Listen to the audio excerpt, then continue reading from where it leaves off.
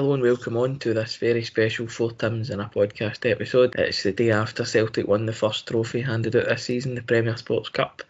And before us, I'm just going to get together and have a wee chat about the game, about how good it is to be winning trophies again, and maybe a wee recap of the 4Tims Christmas night out, which was a good laugh.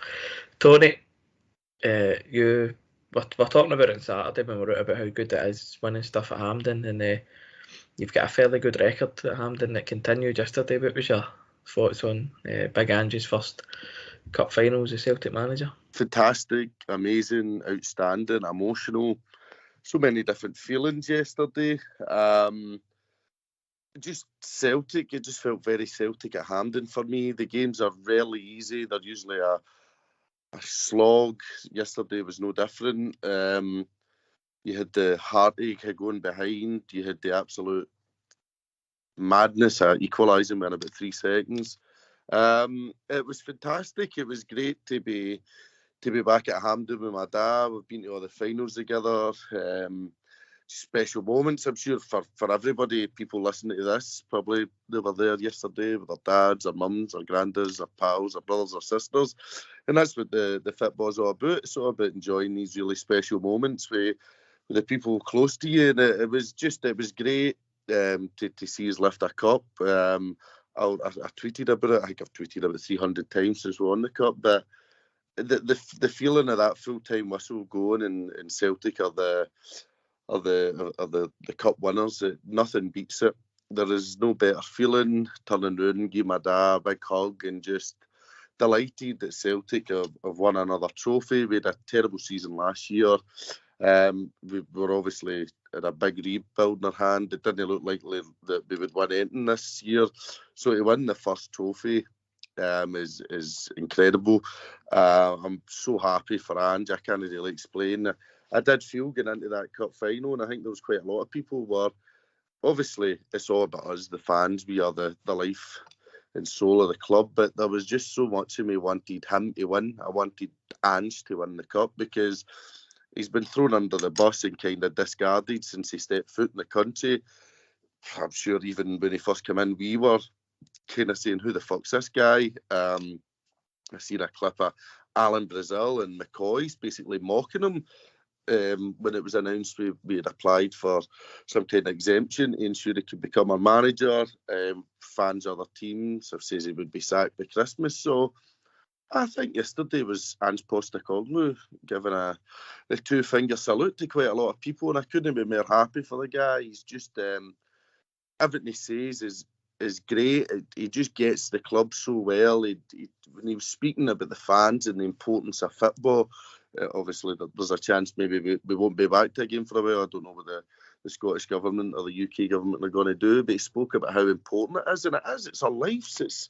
I'm kind of digressing a bit, but who cares? Nicola Sturgeon saying, everybody's priority is getting to Christmas with their friends and family, and I'm going, no, my priority was to see Celtic lift the fucking League Cup with my dad. Fuck Christmas. Not that way. So it does annoy me when you see these people football has been used as a scapegoat throughout the pandemic. I seen that fucking clown. Is it Blackford or Ian Blackford, is it? I don't know his real name or whatever his full name is.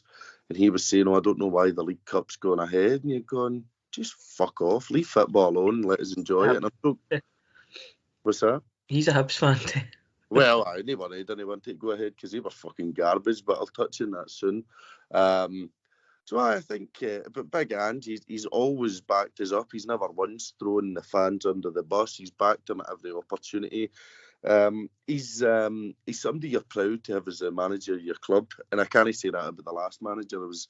It really disappointed me that we'd given a guy like that the reins of the club. But Ange is a manager you can go, but I'm fucking delighted that guy's at my club. And look, the league title race this year is going to be really difficult to win, under no illusions. But for me, what you always need to see is progress. You need to, and the players have bought into the manager, no two ways about it. They've bought into his style of play, and you can see that. So I can see progress. But to win that first trophy, which is something that was synonymous with the domination of the quadruple treble, you win that first trophy, and that really it gives the fans a boost, and you start thinking, can you win a treble? And we're the only team in Scotland that can still win a treble. I'm not saying we will win the treble, but I'm just saying we could win it. But I'm delighted for him. I was ecstatic for Callum McGregor, his first trophy as captain. I don't know how many trophies that guy's won with us now. It must be some amount. And I thought he was great yesterday. I thought he was really, really good. His pass for Kyogo's goal was outstanding. And for him to lift his first trophy as captain is sublime. Kyogo, absolute class. I mean, for years we've been very lucky. We've had big game strikers, Dembele, Edward, and now Kyogo. But the 2 goals yesterday were probably as good you'll see. I actually thought the first one, his touch and finish, was just as good as the chip. And the second one, Joe Hart, a great shot stopper. He came up with the saves when it was needed. I thought Greg Taylor actually did a really good game as well.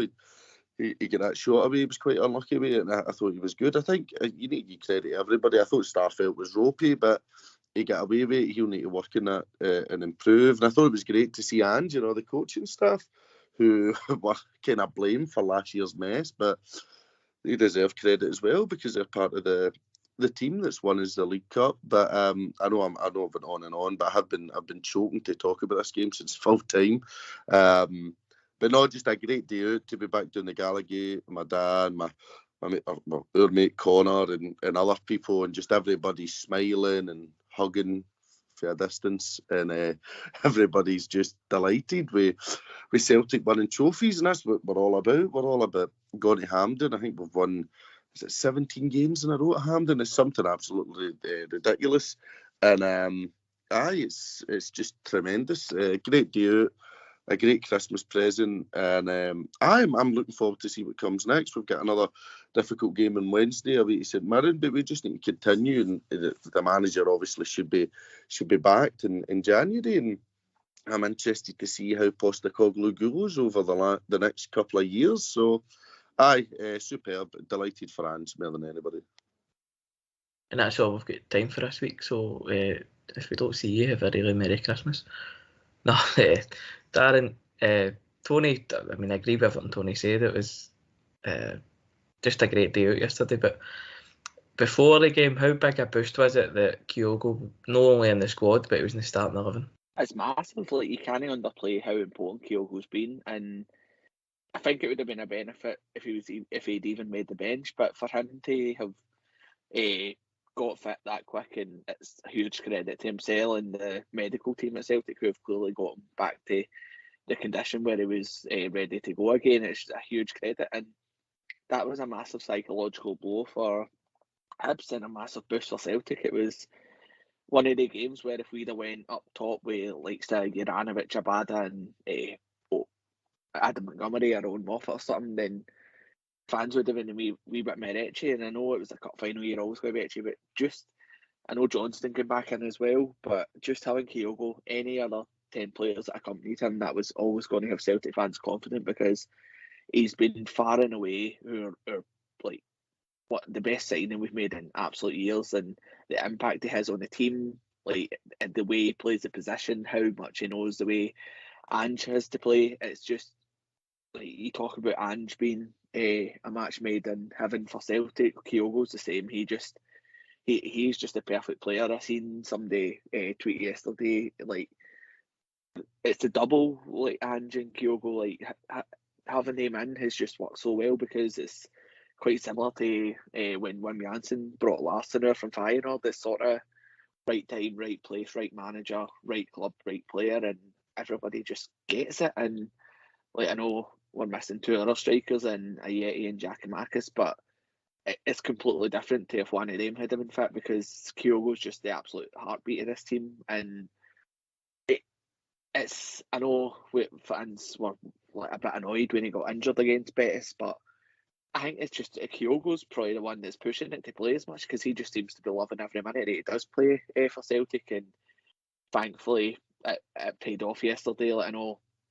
2 years ago in the cup final when we won that League Cup, it was down to pretty much bringing Edward on. He comes on, wins a foul, and Celtic score from the free kick. So it was sort of similar to that, where back then Edward was the main man. Well, now Kyogo's the main man, especially in that attacking line, and it was just absolutely pivotal that he was there. And I thought the game itself was actually pretty poor, and there wasn't much quality, but I did actually think Celtic played quite well in the first half. I thought Hibs were sort of hanging on a bit, but it did take to the second half to get the goal. But I mean, other than that, it was just a mad first 10 minutes of the second half. It was just to respond in that manner, to go behind. I know you can criticise the goal. I know Starfelt loses handling, and then Joe Hart's took a bit of criticism as well. But in that moment, that team could have crumbled, and you know what, last season they might have, because it was just it was sort of that type of game where it seemed, I know Hugh Keevans on Clyde won, it was in the middle of telling people how he was thinking it was going to be the only goal of the game, and the manner that Celtic just fought, it's a huge credit to Ange and to Cal McGregor on the pitch and every leader on the pitch that they go, nah, we're not going to sit back and take this. And it was similar to your Aberdeen game when Johnny Hayes scored in the cup final. Celtic pretty much just started, and I don't think Hibs touched the ball before it was in the back of the net. And it was a magnificent response. And the ball, I think Taylor plays it to Cal McGregor, and the ball's just absolutely perfect. I know there was a bit of pyro in there, and the smoke from it had made it a bit foggy to see, but Kyogo times he's run absolutely to perfection for both goals. But the first touch for the first goal is just, it's out of this world how good it is. It just absolutely kills it and gives himself the best chance of scoring. I know he puts it in at keeper's near post, but it was a stunning response. And then after that, I know Nisbet got in at one each as well when Starfelt had a bit of a shaky moment, but it really did feel like there was nobody else going to win that game. And the second goal that we scored is just, the finish is just unbelievable, but it's everything that Ange has been wanting from this team, where Rogic is quick to take the free kick and Kyogo's alert to it. That's why I said Kyogo's a massive difference compared to a Yeti or Giakoumakis. I don't know if they'd have been on the end of it, but again, it's Kyogo's alert to make sure that he's on the run and just catches the Hibs players flat-footed, and the finish itself just absolutely perfection. And it's a massive moment for this team. The supporters deserve it. Ange deserves it. Cal McGregor, Kyogo, everybody. It's been a tough 12 to 14, 16 months, and it just sort of lets you know that bad times don't last, but Celtic will always come back, and everybody deserved it yesterday. Ange came in, we had this fucking 4-month carry on with Eddie Howe where it was a will he won't me, and he's going to sign. We get fucking hung on, and I think it was quite fitting that he got his job at a mediocre English club, and they get hammered at home yesterday with Ange, who treated his own club in Japan with respect, finished a few games and then came out. But that's even before you knew anything about Ange, that was the sort of commitment he needed, where I know people made a big deal about Ange's background team and that, but Ange knew the size of Celtic, and he knew what was needed, and he dropped everything to move him and his family halfway around the world. And every time he spoke, he just seems to get what Celtic mean. And through years gone by, we've had previous managers who have sort of spoke about the fans with contempt, and this was supposedly managers who got Celtic, and they were Celtic men. And I think this Ange just proves that you don't need to have played for Celtic a lot to be the right person for this job, because he, as I said, with the Kyogo factor as well, he is pretty much, I don't want to go too far, but he's, in my eyes, the only manager who could have achieved this. And I know we're 7 points behind the league with a game in hand at the moment, but the amount of work that he's done to get us lifting the first trophy of the season, he deserves enormous credit for that. And of course, we all hope that there's more to come, and it looks like there is, because the momentum seems to be only gone one way. But this should have been a season that was written off, and it should have been a season where Celtic didn't win a trophy. Then I don't think it would have been the end of a manager or that, just for the pure fact of how bad a shape he'd been left in. And for Ange to come in, and I think it's huge. I'm talking about Ange, but the credit guys like John Kennedy, Gavin Stratton, Steve McManus, and the rest of them, there's too many to mention. They've all stuck by and got their head down, and they're all part of it. You've seen Ange and Cal McGregor making sure they were all on the podium yesterday. The club just seems so united, I know we had the issue with Higgins, which was cleared up yesterday. We'll go on it in a bit, I'm sure. But it's so refreshing that the club just seems all on the same page. The team fight for each other, and it's a massive part of the season. I think it could be pivotal come the second half of the season. I hope it is, because I think it's now 9 out of the last 11 domestic cup competitions that Celtic have won, and if we do keep a run on the league and keep close until we get them on the 2nd of January, and then later on in the season, it's, as I said, it was maybe a rebuild season, but things are looking absolutely incredible in terms of what we could possibly achieve this season, and I just hope that we do. In terms of the actual players that played, Cal McGregor just absolutely outstanding and deserves his trophy. That was his team that won that trophy. He really is a massive leader on the pitch, and I thought Tony's right to highlight Greg Taylor as well. I thought he was exceptional. I thought for somebody who's just back for a couple of months out, he was up and down that left hand side, and I'm not going to harp on too much about it, but I thought Johnston was absolutely anonymous, and even when he did have the ball, he was making terrible decisions. So I thought Taylor, to have that sort of impact on the left hand side, pretty much patrolling it on his own, was massive credit to him. And I think you said it yesterday, Danny, Cameron Carter-Vickers. I know there's a lot of talk about, is it 6 million, is it 10 million? Well, for a guy who's, again, as you said, Danny, Carter-Vickers, I don't think he's lost a header since he joined Celtic. He's just an absolute warrior and somebody that Celtic need to go all out to keep. But I've done a bit of Tony there and ranted on as well. But Danny, one of the best days supporting Celtic for a long time for me.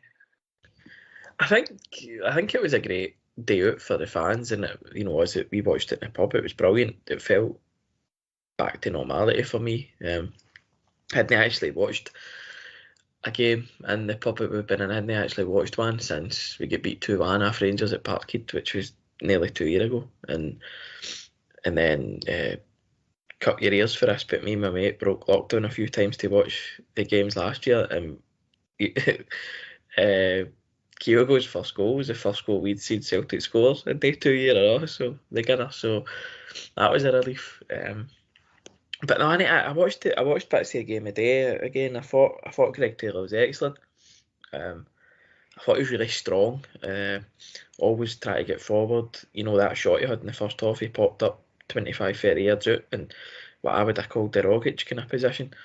But do you know what? I think you're quite harsh on Mikey Johnston. I thought he gave the ball away a few times, but I thought he had McGinn one-on-one plenty of times, and he never really ran at him, right? But he did play well. I thought he played well. I thought he opened up a lot of spaces for us, and I actually thought he had a good game after seeing it again. And it was kind of panic stations when Hibs scored, but the response for that Celtic team to score within a minute, I know Dan touched on it, it's everything that Ange wants, and it's the sort of thing that Ange has been hanging on about, catching teams when they're cold. But today, that to pick, I know we done it under Rodgers in the Invincible season, right? But I take that Invincible treble, I just put it as an anomaly. Like, everything that happened for Celtic, like, everything went right that year, and it was just a special season.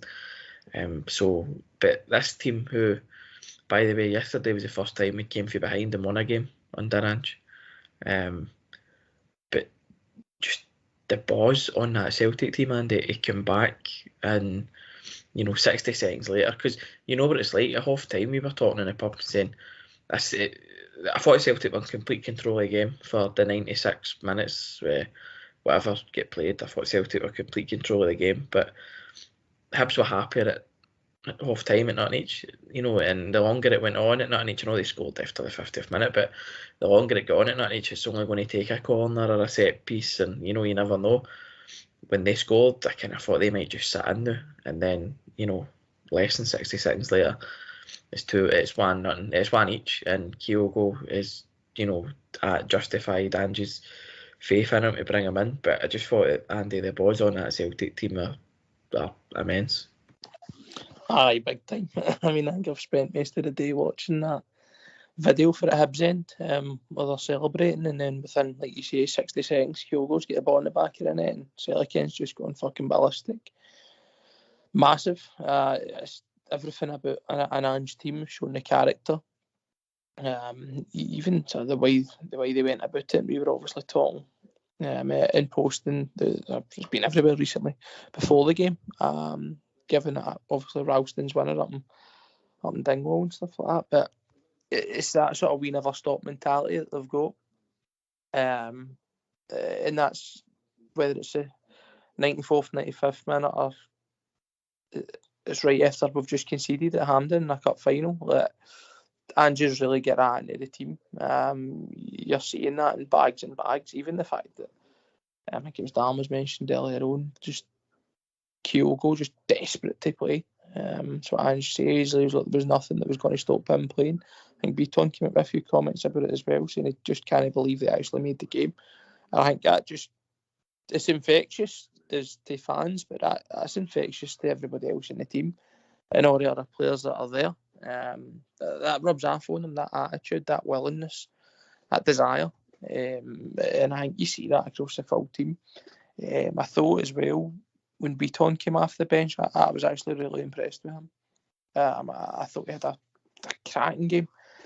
And just sort of playing that role in front of the defenders. And obviously that allows McGregor to sort of push further up the park. But it was a special game for all the reasons. Hibs were fucking toilet. That's what we expected for them. But those cup finals can always be tight affairs, even when one team doesn't really play that well. It just sort of had that tense feeling about it.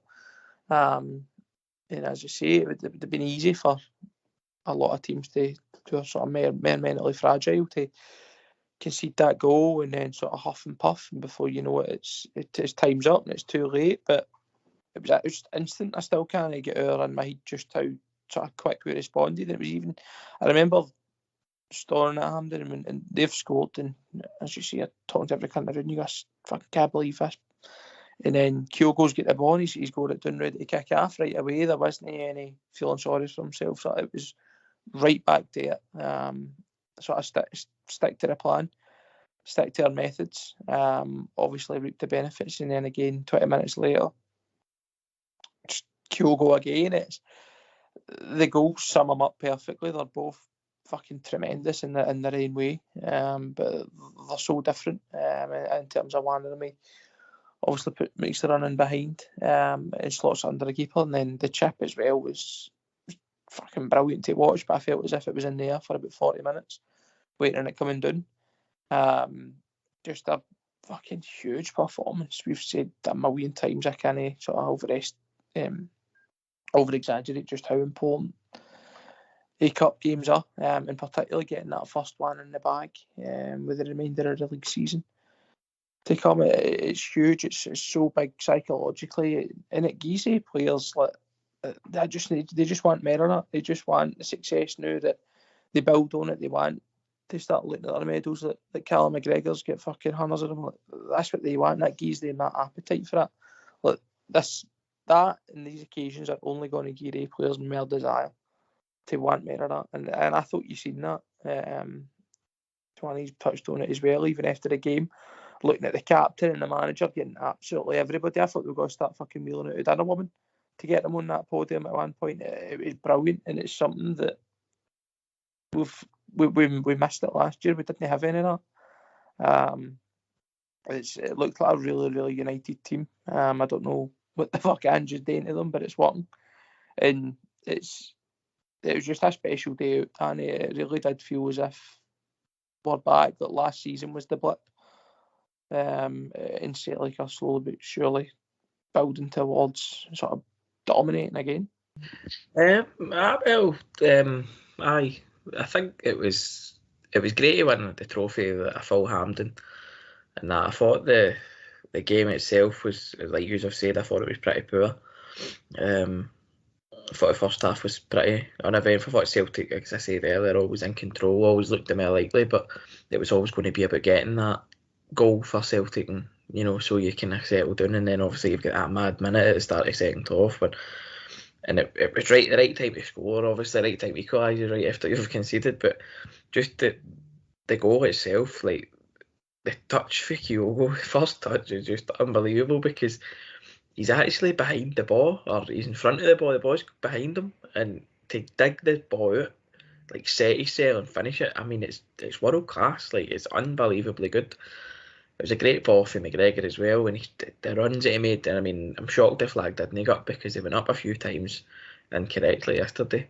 But we were talking about it on Saturday about the cup final in the Invincible year with the Rogic winner. We were saying that Armstrong and Roberts just made sure that we won the cup that day. Well, yesterday you've got Kyogo, Joe Hart, Juranovic, Carter Vickers, McGregor, Rogic. You know, these are just big characters.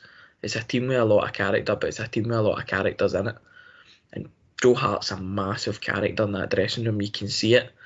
He's at one with the fans. Like Joe Hart probably thought he'd never see things like this again. Like Joe Hart probably didn't know that there was a League Cup in Scotland a couple of years ago. He's probably, you know, sitting in ignorance, his blast down south, picking up fucking, you know, 80 grand a week to sit on the bench at West Ham, Burnley, fucking Spurs, you name it, and he's come up here and he's kept up with his eyes wide open, and you see what it means to him. You see, like, apparently can't dive to his left. All he does is make saves to his left since he's came to Celtic. He had 2 great saves yesterday. That one for Nisbet was a great save, and then what Kyogo done for their goal, he's trying to go near post, and it's a great save. And then the save at the end, you just want your keeper to stay strong. He's got a good horn on it, took it out. Still think he's a wee bit suspect coming off his line sometimes. Thought he could have done better at a goal, but that's 2 in a row. But you just see the influence he's got. You know, you see that the players trust him. He's commenting. I know he's probably not how it runs Instagram, but he comments on just about everything that any Celtic player does. He's obviously a very popular teammate. Juranovic's a Croatian international. You can just see that he's absolutely fantastic on the ball. Like, he could play in the middle of the park. He could play anywhere. He's such a great player. You need, like, he's one of the players that he'll be an unsung hero in this team for years, because he quietly keeps the ball. His first touch is as good as anybody I've ever seen at Celtic. His first touch is immaculate, and he always keeps the play going. He's been playing out of position at times as well at left back, and when he cut, he's always an asset. He can hit a penalty. He put in a couple of great crosses yesterday. I mean, Starfelt still walked onto 2 headers. Well, Starfelt did walk onto 2 headers and he missed them. But I just think this Celtic team's got so many great characters. Like, Kyogo's so quiet and unassuming, but he's a big character. You know, like, you don't get 2 goals in a cup final. You know, and the quality of finishes, the quality of the goals, and hardly be involved the rest of the game. It's just, he's such a big character, and he knows it as well. Which I thought the attitude in his celebration for the second goal was phenomenal, with the slide and just the look that he was getting before he went to Ralston. That tremendous. I loved it. But it was just, you know, the cup finals are all about winning them. You know what I mean? You don't remember great games if you lose a cup final. You don't remember, you know, we played well, but we get beat. So, you know what I mean? It's like Seville, well, you played great, and what. So it's great just to get over the line, and for the first trophy of the season to be going to Celtic when, let's be honest, the 4 of us were having a meltdown when the Eddie Howe deal broke down. But I think I speak for the 4 of us that when Ange came in, we were all like, right, well, it's no Neil Lennon, let's get behind the guy. And then I texted the group chat after 20 minutes against Midtjylland, and I said, give this guy what he needs, because he's got players. Look at the way he's still. I mean, we're talking 6 months later nearly, and Ralston's playing even better. You know, he's getting a tune out. Like, his use of players is very underrated so far at Celtic, but his use of players is unbelievable. His use of Rogic, right? You've got Rogic lasting 90 minutes. Rogic is chasing players down in injury time. You know, Rogic's use of the ball is a lot better. Don't get me wrong, Rogic has been a great player for us for years, but I always thought he overplayed it sometimes under Rodgers. And maybe it was just because maybe it was games that we didn't win, but I always remember watching him at times and thinking, just let the ball go, and he wouldn't. But his use of the ball under Ange is brilliant. His pass for the second goal, it's, you know, obviously it's a great ball to pick Kyogo out, but he's put it on such a way that Kyogo doesn't even need to trap it. He can just lob a keeper. But his use of beat on has been very, very good. Near Beaton's probably everybody thought his Celtic career was over when he very, very stupidly got himself sent off against Midtjylland. And then it took a while coming back. But, when he was bringing Beaton on with 15, 20 minutes to go to help see games out, and then I think he started him away to Aberdeen, and we hadn't won an away game all year, and he starts him away to Aberdeen, and we get really good control in the middle of the park in Aberdeen, and we win the game. And then you see him yesterday again, it was just brilliant, and you see it completely kept us in control of the game. And Beaton, I know it was happening because Turnbull went off, but we're talking about not having, when we've not got a great squad, and if that game goes into extra time, or you're looking at the bench and going, who's he going to bring on? He's not got options, but the options that he does have, he uses them very well. And I thought Moffat contributed when he came on as well. But it was a kind of wee. Don't get me wrong, the proper vindication will come in May, hopefully. But it was a wee kind of slight vindication of Ange so far that he came in. He's, I know the four of us didn't take very long to get on board, but I know there's a few out there that are still kind of on the fence, or maybe not know that he's won a trophy. But it's like, how can you watch this Celtic team with like the squad that he's got? How can you watch this team play well at the start of the season and then learn to grind results out? Like, we're never boring. We're averaging like, I think it's like 2.5 goals a game, but we look like, we can go to places like Spain, we can go to Germany. I know we concede a lot of goals, but we look like we could score every time we got to the park. How can you watch a Celtic team, Tony, and think that guy shouldn't get backed? How can you watch this team and think, God, I don't think Postecoglou should get what he wants at Celtic? Every game is a 90-minute demonstration why this man should be back to the hill. I can't imagine there's too many people out there now that doubt him. I mean, he's on course to have a good season. I have to say, I think the league will be a really hard one to win, but to win the League Cup just now should give us a boost, you would like to think. And into the next 4 games are crucial. If we're serious about winning the league, then I think we need to win all 4 of them. It's a lot easier said than done, but no, but behind you, you're quite relaxed, knowing that regardless how the next couple of results go, in the future we will improve as long as he's properly backed, and hopefully we get the 3 guys for Japan in, and maybe a couple of more signings in to really bolster the squad. Because as you said yesterday, that goes to extra time. Kyogo's off. I've only got Moffat, who was actually fine, by the way. He was absolutely fine, but you're relying on kind of fringe players / B-team players. What we need is to get back to when Rodgers was there, and we had, if somebody dropped out, somebody could just fill in right away. I mean, there's a time you had Dembele, if he dropped out, Edward would fire back in. Say where you had Roberts and Forrest. Sorry. And then you had that all over the park. Armstrong was there, and obviously McGregor, Rogic, Brown, and you could rotate it all. So he needs to build his own squad, because there is quite a lot of players there that probably aren't good enough. And maybe they need time out and loan, but just we can't be sending people out loan because the squad's so thin. So, no, I think again, I mean, the thing is, yesterday, one of our best midfielders goes off after 20 minutes. Our best winger's injured. Our striker's playing at, I don't know, maybe 80%. He's not fully fit.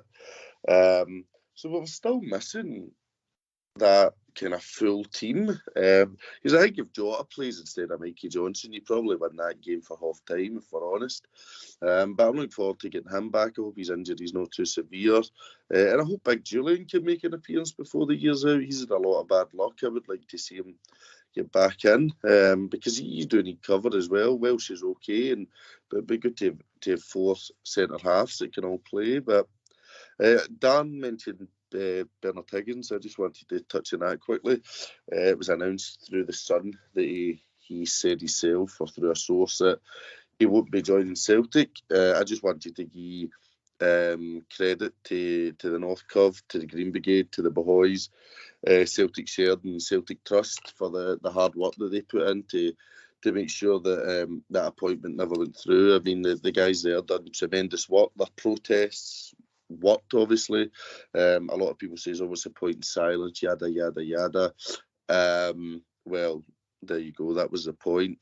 There's no doubt in my mind that Celtic would have appointed him if it wasn't for the protests, and I think every fan that signed any of the open letters or sent an email, then credit to you, because I think you stopped a really stupid fucking appointment. I know the Celtic board loves stupid appointments, but no, I thought it was very fitting to hear Let the People Sing yesterday as well, and I'm delighted that guy will be nowhere near our club. So I just wanted to quickly shout out today, guys, but to get back to the game and obviously the future, if you can get through the next 4 games, if you win 3 and draw against Rangers, for example, it wouldn't be the worst in the world. Can't really afford to drop points or lose to them, because then you're falling too far behind. But we've still got a lot to look forward to this season. We've got the league, we've got the Scottish Cup, and we've also got the Conference League. And as far as I know, Bodo Glimt have lost their best player. I think it's Patrick Berg. So another competition that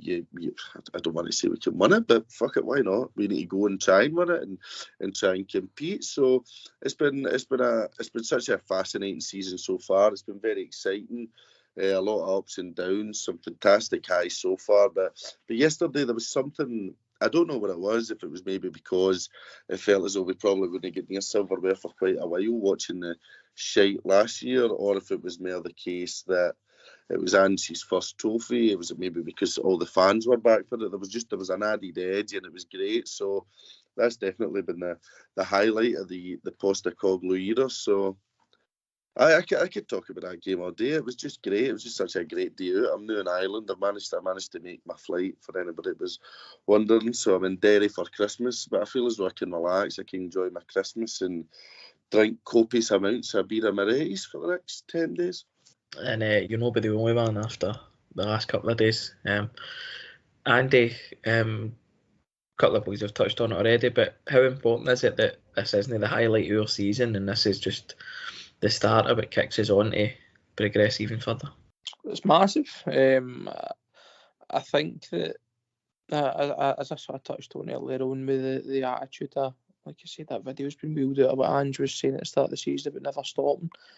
You've seen it in the last 2 games. You've seen that implemented by the players and the way they've went about their business, particularly when the backs are up against it. Let's be honest, if it was a minute less in Dingwall, then we don't get that goal. And again, if there's no that reaction right away in the cup final, then who knows what way the game could have went. But it just shows you that's what they've got. And I think, again, it just gives me all the confidence in the world that the players aren't going to sort of be happy with one trophy in the bag. That's going to be, no, we want the next one, and the next one, and the next one. As Tony says, it's that's included the Conference League.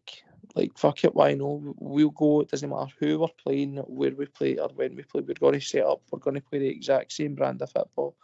We're going to play to win the game, and we're going to play to entertain while we're there. It's huge. The players are playing with so much belief, so much confidence. You see that in every single one of them. Ralston's obviously the favourite example, and rightly so. He's been fucking revelation, but that goes through the whole team. That sort of belief that they've got. And again, it's, as Tony said, the big thing, get to January. Just get into that January window and let's see what he can do again with more easy players. With a bulkier squad, where you're having to rely on. And again, I thought done really well when he came on. He was sort of chasing things down, but we are no sort of putting too much pressure on young boys like Moffat and things like that, where you're, like I say, Ange gets his more easy and bodies in. Sort of more experienced pros who are there to not just sort of bolster the squad, but improve it to get into the starting 11 to sort of make people stand up and realise their name isn't sort of one of the first on the team sheet anymore. So I'm really fucking looking forward to that. But it's huge winning that game, and I think it's just going to breed success in the next couple of games, and hopefully we just keep that momentum going. Get into the game on the 2nd of January, and then that's really when it's going to be a huge game. I don't want to say win that and you win the league, but it's got a feel of that game about it. And again, I said it before about the cup final. There was obviously the stat that was brought up about new Celtic managers who win that in their first season, usually going to win the league. And I said before how I felt that's just going to be the marker for us, and I think that between winning that cup final and then if you win all your games all the way up to that game in the second, then there's really no reason why we can't take this title back this season. No, you're right, and I think it's important that they use the success yesterday, and Ange is certainly saying all the right things about filing it away and going again. I think it's good that the players can enjoy it. It was great that, with don't want to shit on St Johnstone's double last year, but 3 men in a dugout watched it, and this year you've got a full Hampden, and it was the crowd going brilliant, but it was a great day. It was a great experience for the players, Dan. There was a lot of great celebrations at the end. But what was your take on the celebrations? Just a wee personal viewpoint for yourself. It was massive. It's as much as I can remember. Like, you don't want to say you were spoiled during the quadruple treble, but you did sort of just get used to it. And every cup final was always like full of nerves. But I think just because of how bad the last year and a bit had been, it was such a relief. And like, don't get me wrong, nobody would have been on here fucking like bad mouthing Ange or whatever if we had lost the game yesterday, but to get that tangible success, to see that you're back on the right track. And I know one of you were talking earlier about everybody possibly been on board with Ange, and it's a tough one because see after when Kyogo got injured against Betis, like there was people who seemed to have lists in that things where they thought he'd done wrong, and they seemed to have been saving it. So it's sort of, it's not just the opposition fans it's keeping quiet. You had people who probably for good reason had doubts about Ange, but he deserves it more than anybody, and to see him celebrate it was brilliant because everybody's played a part, but for Ange to come into the shit show that was there, like he's turned a boy like Ralston into an absolute player, a warrior, and if you want to be honest, there's a good chance Ralston was only kept on because he was the only right back at the club when Ange turned up, and Ange had about half a team when he did come in. Then he lost Edward, he lost Ayer, he lost Ryan Christie, and to replace these players and make them many winners in such a short space of time, I'm delighted for Ange because, as I said recently, Ange has been coming out saying, I love when the fans are signing my name, but I don't think I've done anything to deserve it yet. Well, now he's got a trophy. He's joined the list of Celtic managers that have won trophies, so he's in some good company there, and hopefully he will start to feel that he's deserving it. But I don't think for Ange that the celebrations would have went too mad. I'm sure they would have had a couple of beers and some champagne after the game, but with this game coming up on Wednesday, I don't think it would have went too far, and I fully expect with everybody that the players that seem fully on board with Ange, I'm sure they wouldn't have up the arse out either, and I'm sure they'll be fully focused on St Mirren now. A few beers and a bottle of champagne, but it was a Tory party conference. No, I think you're right. I think the players will just keep doing what they're doing. They're doing very well. It's squad's threadbare as it is. But you know what? They just keep digging deeper now, and they got their reward on Wednesday night. Well, late winner. They got their reward yesterday with a trophy. We're actually playing 3 games in the next, I think, is 12. The next 13 days, which is unbelievable. After all the games that we've already played this month, but it'll be really, really interesting to see how we go into January. I think everybody knows that, like the summer, it's another massive window for us. We need reinforcements. We need the players. Turnbull went down again yesterday, which isn't nice to see. Hopefully that's not too bad, but it's like they're saying it's another hamstring injury. So, hearing a lot of stuff about Ange's training methods, blah blah, and then a couple of boys were saying yesterday what I'd heard before about about Liverpool under Klopp that happened in his first season, and then as soon as the players get used to his methods, as soon as he brought players in that could handle his coaching methods, they've hardly had a hamstring injury since. So hopefully we get a similar story at Celtic. But we need players, we know that. But as Ange said, like I said, see, just on that, do you think that's the reason why Rogic is the only one hounding people in the 96 minute? Because he's got a bit experience, Raj. Well, that's a good point, because you would never have put Rogic as one of the fittest players at the club, and yeah, he's Mr. Super Fit now when it comes to Celtic. He's played 90 minutes most weeks. He came back for an injury a couple of weeks ago and looked like he'd never been out of the team. And listen, I think when is it? I think it's bad luck, but when does it become something that does need to change? And when does it become something that maybe need to change? I think at a minute it's just bad luck, but we'll need to see what happens with that. Hopefully Turnbull's fit and gets back.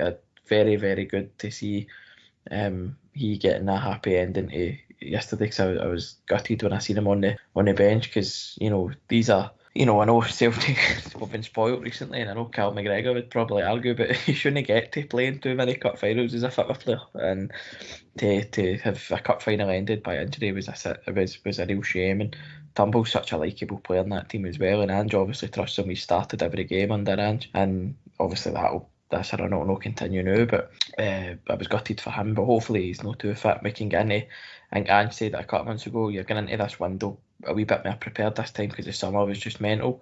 So hopefully there's a lot of talk about the three boys coming from Japan. Hopefully that can get announced and stuff, and we can get that cleared to maybe not to play against Rangers, but certainly be at Parkhead, to be in the stand, to be able to pass. But I know there's 3 weeks off after that, but you don't want them to be spending 2 weeks of that in isolation or whatever. You want them to be ready to go, and when the first game back against Alloa comes in. But just before we wrap up, we'll think about St Mirren. Obviously, get any predictions, Tony, for the St Mirren game? I know St Mirren have got a lot of COVID cases. I don't know how their squad will shape up, but do you think it will just be an all routine win for Celtic? No, I think they'll probably make it difficult. I think we struggled there last season as well. I know we won, but I think we went behind quite early one of the games there last year. I think we'll win 2-0, but I don't think it'll be an easy win. But it's huge that we win the next 2 games to try and put a bit of pressure on. They're not looking forward to watching it. Hopefully play a similar team, and hopefully the likes of Jota maybe get an update on him soon. And huge credit to Ange and the players. Great do yesterday, one of the best ever. And the players should be looking to get into this game and win it. They should be bouncing. They should be happy with themselves. But I think, as you said earlier on, this is par for the course. When you play for Glasgow Celtic, you win trophies and then you enjoy it that night, and then you go again and try and win more trophies. So I look forward to it, and hopefully another good one, and hopefully a clean sheet. Darren, you got a prediction to make for the game just right before Christmas? Take a 1-0 right now. I mean, you'd like to see a few players possibly change, but I don't think we've really got the squad to do that at the moment. Obviously, Starfelt will be suspended, so I think Stephen Welsh will come into that. They bother at all. They held himself well, scored against Betis as well, so he'll do fine. And I think you might see Beaton brought in for Turnbull, because I know we're probably waiting on scans and that, but I'd be very surprised if Turnbull makes it for that game. But I think it'll be tough. I know St Mirren had to suspend their training and that. I don't know if it's come out how many they're missing, if any, but look, we absolutely hammered them earlier on in the season, so if we take that sort of mentality to St Mirren Park on Wednesday, then we should do the same. If we can get a couple of early goals, then I think that will settle us. But as we've seen against Ross County, we only get the win in the first half, and then eventually we're made to pay, and it took us to the 97th minute to find that winner. So hopefully it's a bit more straightforward than that. But this side of Christmas, it's just get the players, get the win, and then let them enjoy a day off for Christmas and come back to St Johnstone on Boxing Day. But the win's on it matters to me, and to be honest, I wouldn't be surprised if it's a low scoring game, so I'd say 1-0 done. I've just remembered it's 4 games in the next 13 days, because we'll get Boxing Day and then I'm playing Hibs as well. And I never asked you to, I'll not go back, but would you play Kyogo on Wednesday? I mean, I can see why there might be reservations, but looking at how we played against Hibs, I mean, he's fucking like one of the fittest people in the park. He's buzzing about the pitch. You would never have thought in a million years he'd done any form of niggle, any form of injury. So I mean, it would probably, I think it would be, Ange would probably tell you the same. If Kyogo wanted to play, he wants to play every game. I'd probably just turn to the medical team. I would assume that probably been assessed or due to be assessed, just to see how he came out of it. If he had any sort of pain the next day or anything like that. I mean, if they think he was fit, he's fit enough, or he's sort of the same state he was against Hibs, then I mean, I think he's got to play. We've not really got anybody else, given I think, as far as I'm aware, Giacomakis is still out. Obviously, his hamstrings done in. So I probably would, so long as nothing's worse. I think most people probably see it the same way. The only real difference would be if he could maybe come on the bench, go on the bench and come off if needed him. But I'm always a big believer in, if you're fit enough to be in the bench, you're fit enough to be in the pitch. So I suspect we'll see him starting. But again, I think it's a game we're sort of rolling into with a lot of confidence. I think we're due to sort of stick 3 or 4 by somebody on it as well. So if I was going to prediction, I'd say we'll win 4-0. Do you know what, I agree with you. I don't think we can afford not to play him, even though when he was running after that Japanese flag at full time yesterday, I was So I was like, just walk, protect your hammies. But I think you're right. I think we'll win on Wednesday. I think it's going to be a tough game. I don't think we've ever went to New St Mirren Park and actually enjoyed the 90 minutes. So just hopefully we can keep this good run going and get another win, and then be 4 points behind going into Christmas, and then the next 3 games before the break are huge. But we bit of a longer one today. So thanks to the boys for tuning in, and thanks to you if you have listened. And we'll be back at some point over Christmas. But just on behalf of everybody, have a very merry and safe Christmas with your loved ones. And if you do nothing else but spend your time watching Kyogo's second goal yesterday, then you're probably having just as good a time as I'll be. So cheers for listening.